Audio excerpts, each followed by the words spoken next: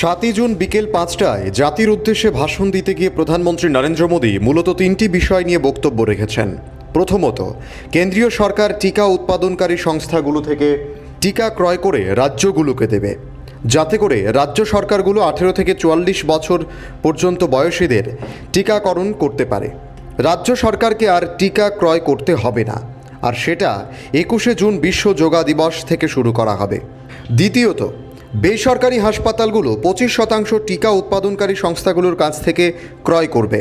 এতে কিছুতেই 150 টাকার বেশি পরিষেবা কর নিতে পারবে না।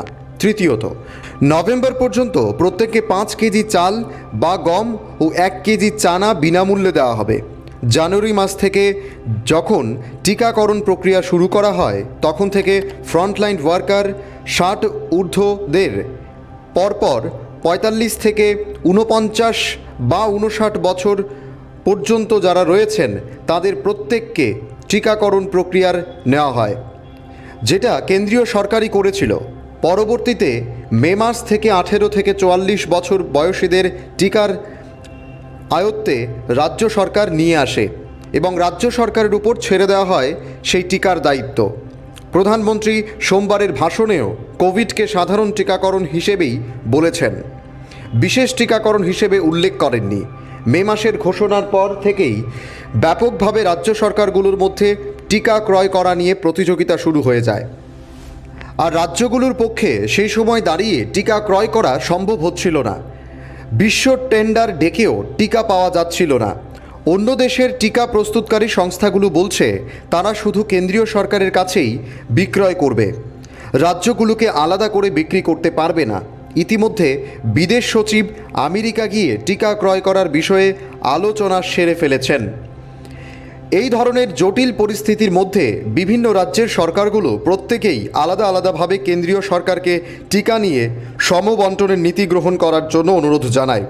অর্থাৎ কেন্দ্রীয় সরকার কেন্দ্রীয়ভাবে টিকা ক্রয় করে রাজ্যগুলোকে বন্টন করুক। সবচেয়ে বেশি জটিল আকার ধারণ করে যখন সুপ্রিম কোর্ট কেন্দ্রীয় সরকারকে তাদের গৃহীত টিকা নীতি নিয়ে প্রশ্ন তুলেছেন। বলেন যে সরকারের টিকা নীতি যথেচ্ছাচার বা অবাস্তবতার উপর দাঁড়িয়ে আছে।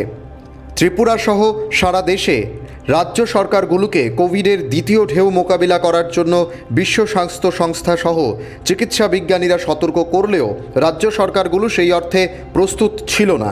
প্রত্যেকটি রাজ্য নিজেদের স্বাস্থ্য কাঠামো মজবুত করার উপর জোর দেয়নি।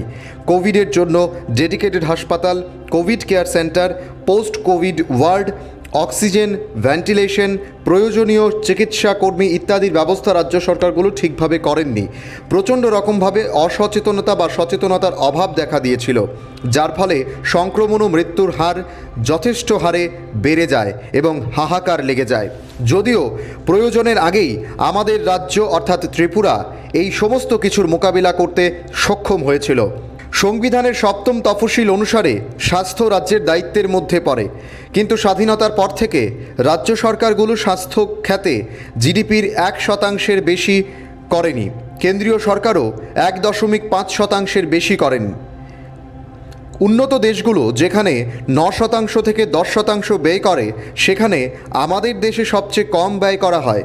তার উপর রাজ্য সরকারগুলো স্বাস্থ্য খাতে ব্যয়ে জিডিপির সর্বনিম্ন রাখে।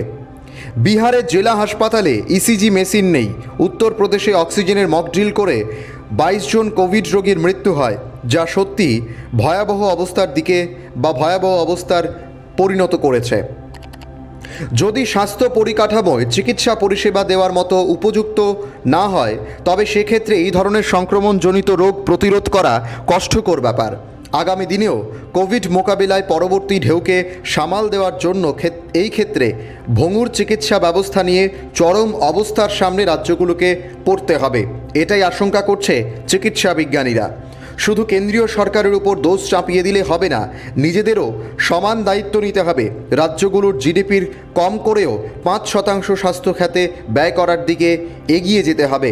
সোমবার প্রধানমন্ত্রীর টিকাকরণের নতুন নীতি ঘোষণার পর বিভিন্ন রাজনৈতিক দল, বিশেষত এনডিএ বিরোধী দলগুলো নিজেদের মতো করে তাদের সফলতা বলে ঘোষণা করেছেন। আদতে প্রধানমন্ত্রী সুপ্রিম কোর্টের প্রতি আস্থা রেখেই এই নীতি ঘোষণা করেছেন, যা প্রকৃতপক্ষে সাধারণ গরিব, মধ্যবিত্ত, উচ্চবিত্ত প্রত্যেকেই উপকৃত হবেন এবং আগামী দিনে কোভিড সংক্রমণ ও মৃত্যু থেকে বাঁচবেন। ব্যুরো রিপোর্ট, পাবলিক নাও।